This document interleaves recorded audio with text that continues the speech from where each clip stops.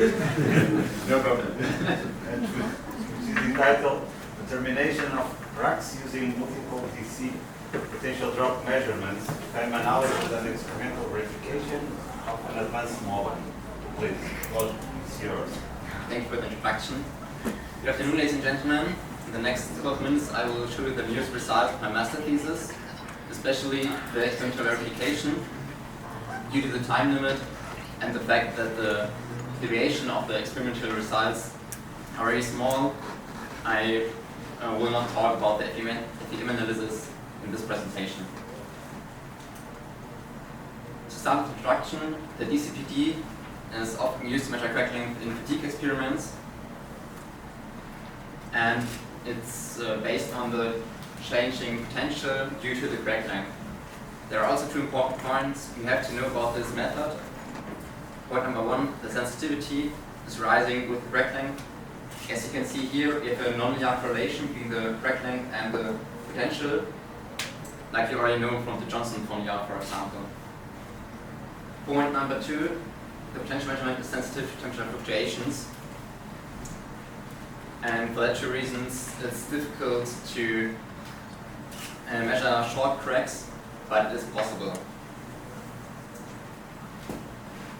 To go into detail with the potential drop measurement, the first approach is that potential is proportional to the cracked area, but that's not correct. That's only insufficient approximation. The truth is that potential drop depends on the identification of potential lines. And for that reason, it's very important where the position of the crack is, and of course where the position of potential drops are. Because, for example, if your potential drop is here and the crack is here, you can detect the crack very late. But you can fix this problem by using multiple DCPD, as I will show you on the next slide. By using this multiple potential props, you can, or we can, detect the crack initiation site, and the question is now we can also detect the crack size. To come to the specimen preparation, I used a high alloy steel from my experience and the round specimens. And as I said before, I use multiple potential props, in this case 3, at 0 degrees, 120 degrees, and 240 degrees. This has two big advantages. The first is that independently where the crack starts, you can detect it. You can detect the crack as early as possible in comparison with the case when you only use one potential prop. And the second advantage of this method is you can eliminate the temperature effects. Because if the specimen is getting warm, all three potentials will rise simultaneously, and so you can eliminate the temperature influence. Furthermore, you have copper wires which will laser welded on the radius edge, direct on the specimen surface for the potential drops. And of course you have amplifier and supply for the DC. Furthermore, we use laser cuts as secondary notches, so we can define the starting positions of the cracks.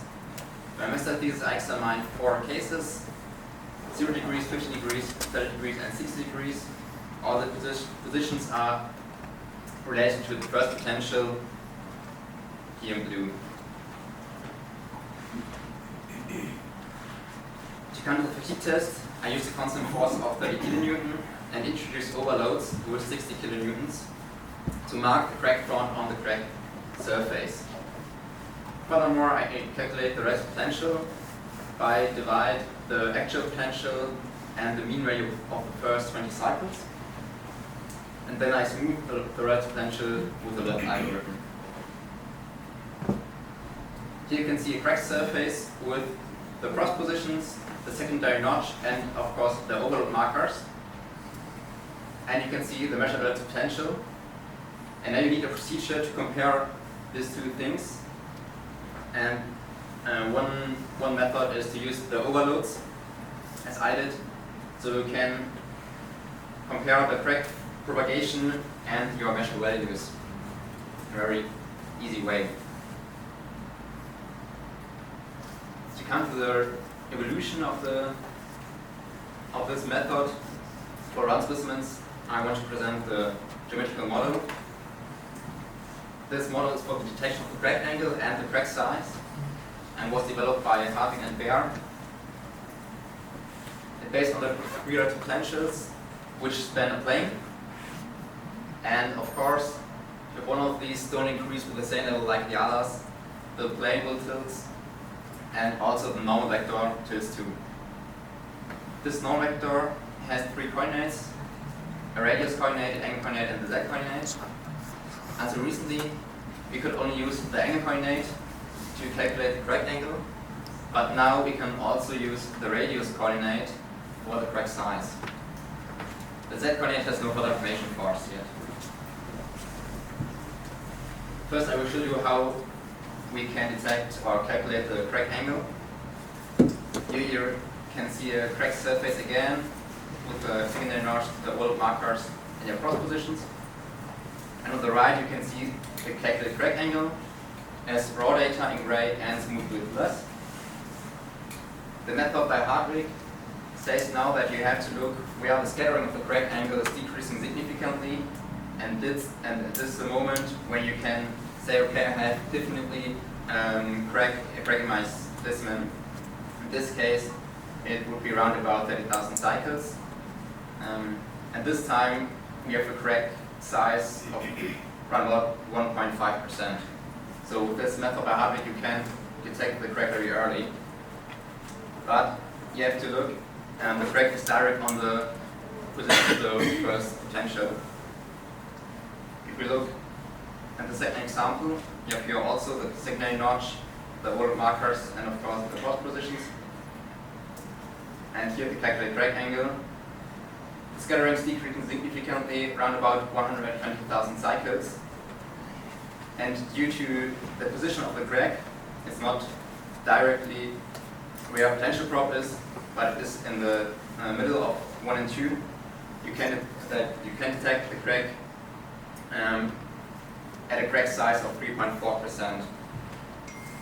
And this shows us the disadvantage of this method, because to look where the scattering of the correct angle is decreasing significantly, it's not a hard limit.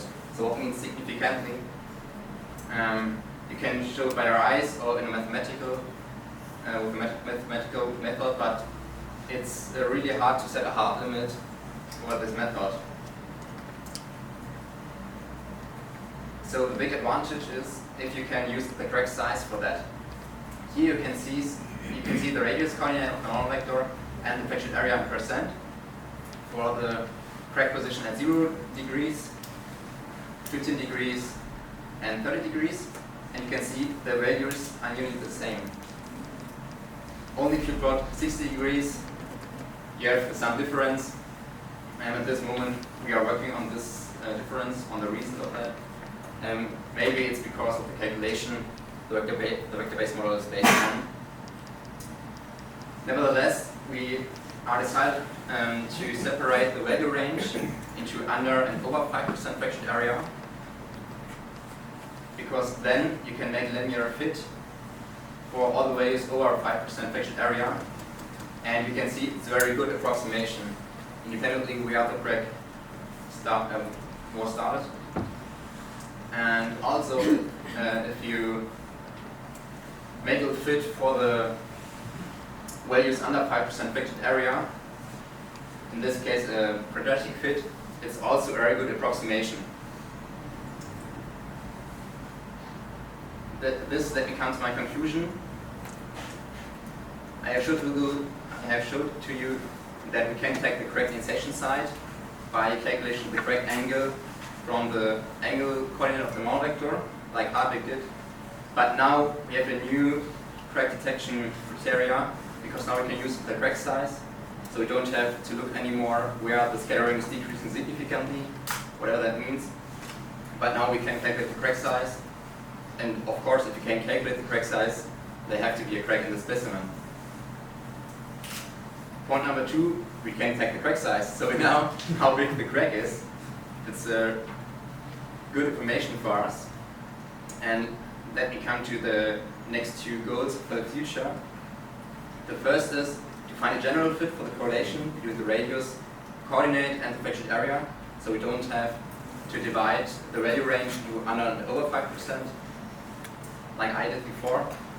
And in my opinion, the more important goal to detect the correct geometry, or to find a procedure to detect the correct geometry. Because by that time we can say, okay, when we have a crack in our specimen, where it is and how big it is. And now the question is, okay, is the crack front symmetric or asymmetric? And if it's asymmetric, how much? This was my presentation. Thank you for your attention.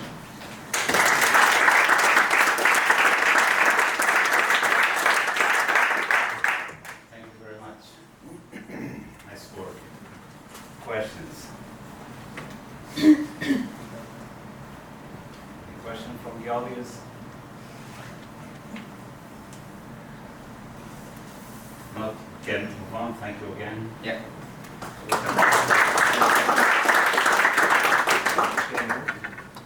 The next one, Sara Jimenez.